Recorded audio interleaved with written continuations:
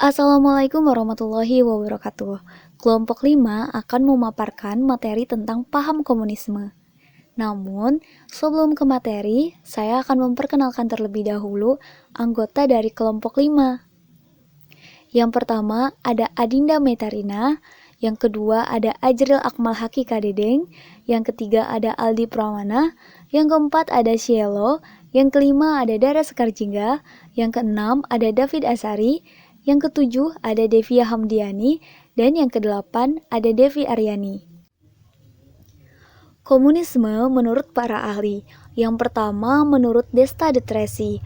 Komunisme yaitu bahwa ideologi sebuah studi tentang ide-ide atau pemikiran tertentu. Yang kedua, menurut Machiavelli, komunisme yakni ideologi sebuah sistem yang berguna untuk dapat melindungi kekuasaan yang dimiliki oleh penguasa. Komunisme dalam bahasa Latin yaitu komunis, dalam bahasa Inggris yaitu common atau global. Ialah suatu ideologi yang berkaitan dengan filosofi, politik, sosial, dan ekonomi yang mempunyai tujuan pokoknya terciptanya masyarakat komunis dengan aturan sosial, ekonomi berdasarkan kepemilikan bersama, sebuah alat produksi, dan tidak adanya golongan sosial, uang, dan negara. Sejarah komunisme. Sejarah awal adanya ideologi ini berasal dari daerah Jerman dan diusung oleh seorang Karl Marx. Ideologi ini dikarenakan adanya suatu kesenjangan ekonomi yang sangat tampak pada segi industri. Maka dari itu, Karl Marx mempunyai suatu keinginan menciptakan masyarakat yang tidak mengenal kelas dengan menyamakan hak mereka dan juga membuat masyarakat yang tidak mengenal Tuhan. Ada beberapa karya Karl Marx yang memunculnya suatu paham komunis, yaitu Manifesto Komunis tahun 1848 dan Das Kapital tahun 1867.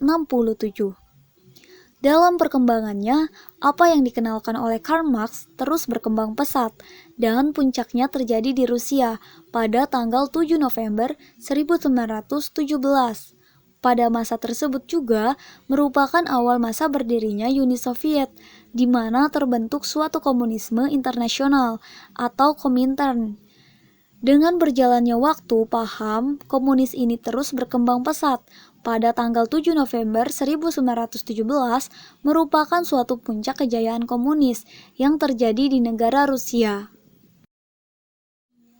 Ciri-ciri komunisme.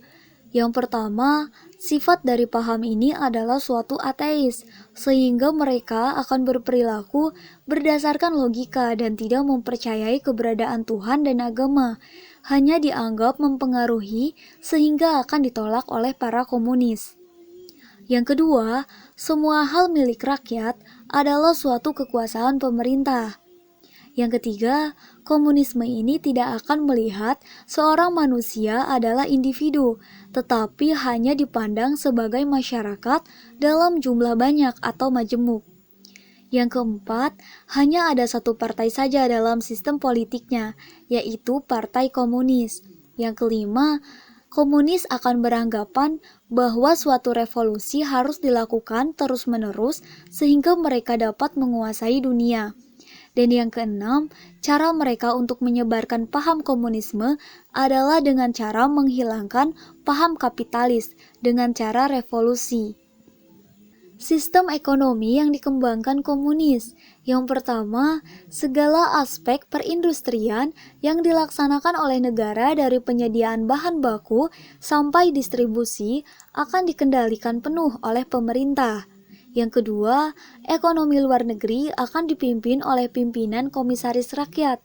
Yang ketiga, semua sistem transportasi yang ada, entah itu transportasi darat, laut, dan juga udara, semuanya milik pemerintah.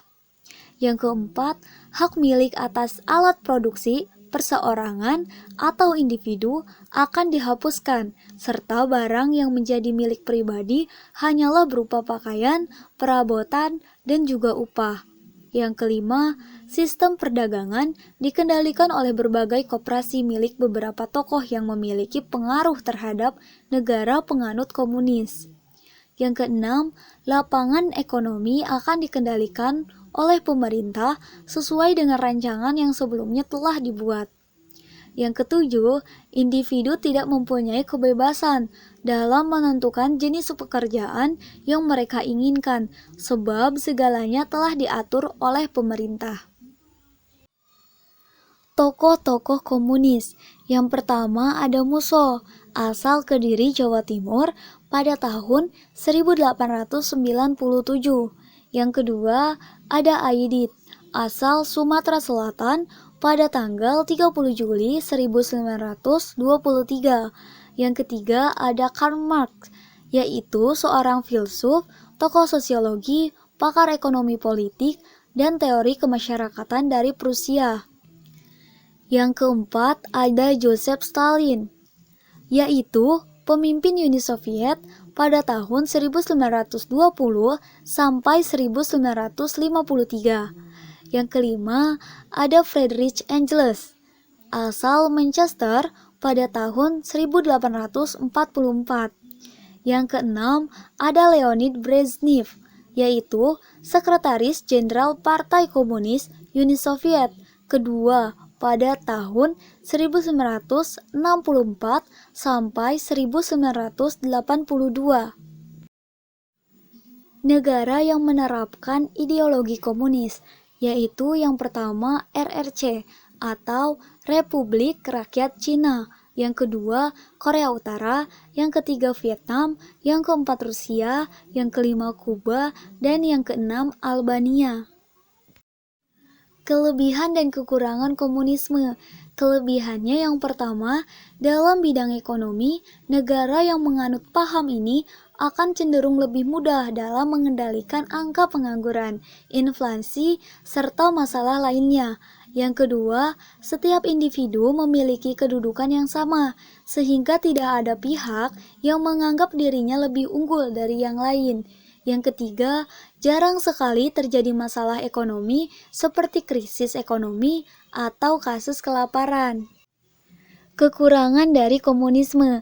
Yang pertama, berpotensi besar untuk terjadi kasus monopoli yang dilakukan oleh aparat pemerintah yang bisa berdampak merugikan masyarakatnya. Yang kedua, di dalam penerapannya, paham komunisme cenderung tidak menghargai adanya hak asasi manusia.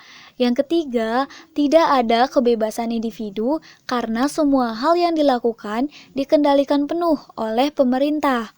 Yang keempat, menurunkan atau menghilangkan motivasi individu untuk menjadi pribadi yang lebih baik, sebab mereka tidak dapat mempunyai usaha sendiri. Yang kelima, tidak terdapat kepercayaan adanya Tuhan, yang menjadi salah satu harapan si pembawa komunisme pertama kali, yakni Karl Marx. Contoh penerapan ideologi komunisme. Yang pertama, perekonomian dikuasai oleh pemerintah. Yang kedua, menggunakan sistem satu partai. Yang ketiga, kurang mendukung praktik keagamaan. Dan yang terakhir, menganggap semua manusia setara. Sekian materi yang dipaparkan oleh kelompok 5 tentang paham komunisme. Untuk teman-teman yang mempunyai kritik, saran, pertanyaan atas materi paham komunisme, sangat boleh disampaikan. Terima kasih atas segala perhatian dan mohon maaf atas segala kekurangan. Wassalamualaikum warahmatullahi wabarakatuh.